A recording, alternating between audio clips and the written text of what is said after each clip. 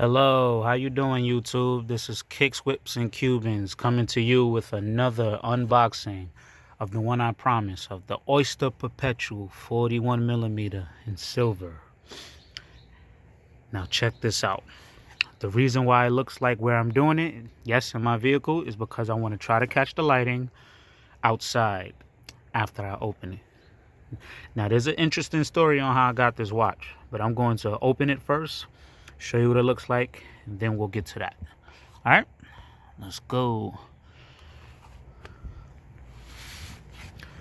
Dun, dun, dun, dun. Look at that. Look at that. Beautiful, isn't it? Such a nice looking watch. Very nice looking watch. You see how it looks silver in low light setting? Yeah, that's the original color. I know it gives off a champagne look, but that depends on the lighting. This is a very cool watch. I love the way it looks. It is just dope. It's a beautiful watch. Now, how I obtained this watch was the first week the news was announced for this watch. I went to an authorized dealer and I told them that I would like to put my name on a list, and they said, okay, no problem. Very surprised. And then she said, would you like to leave a deposit? I'm like, wow, really? She said, yeah, that'll guarantee your purchase. Yes, I would love to leave a deposit. Left a deposit, and after doing so, I went to other Rolex dealers, and they told me, no, you cannot leave a deposit, which was strange. That one is following that, and the others aren't. So I said, okay, it's all right, because I already left a deposit elsewhere. Then I went to another Rolex dealership, a Rolex authorized dealer, and they told me the same thing. No, you cannot leave a deposit, but you can leave your name, which was strange again, but it's okay because I already put my name down for the first place. So about a month later, I received the phone call and I picked this baby up. It's one of the most simple, cleanest of the mall. That's why I chose the silver.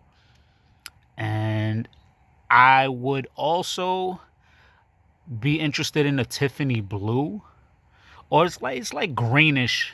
I can't say blue because Tiffany blue is a little different shade, but the Tiffany colorway that everyone calls it. But I didn't put my name down, so I think I'm a little too late. But it's okay because I got what I originally wanted. Now, let me take a video of how this thing looks on my wrist. Okay? 1 second. Okay, here we are. Boom. Look at that. Stunning.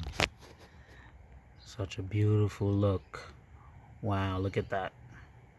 Let's get into some lighting, shall we?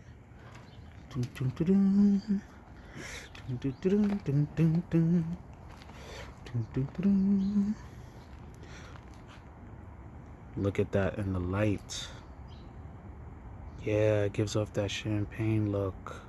See that? This is definitely one of my favorite dials amongst the bunch because it's just something you can wear anytime, anywhere, any outfit, casually, dressy, business. Doesn't really matter. Look at that. 18 karat gold, yellow gold markers. I'm gonna also show you guys a video how it looks in the dark so you can tell how bright it is. But it's such a beautiful dial, especially in the light. Gives that champagne look. And this is not even like the best camera. I'm planning to upgrade my camera, but I haven't had any time to do any research on the best. If you guys have any recommendations, you can throw one down there for me. But yeah, so let me see what this thing looks like in the dark for you guys, okay? Hold on one second. So this is what it looks like in the dark. Very visible, very bright. This is a beautiful dial in the dark. Look at that. There's no way you cannot be able to tell the time with this thing. It's perfect. This is why I can't say anything bad about the Oyster Perpetual being an entry-level watch, because it exceeds beyond those expectations of a regular entry-level Rolex. This is just fine for your first and only watch. You don't have to go too crazy with getting the highest models and paying $30,000, this and that. If you just want a nice, simple, clean Rolex, this is it. This is it.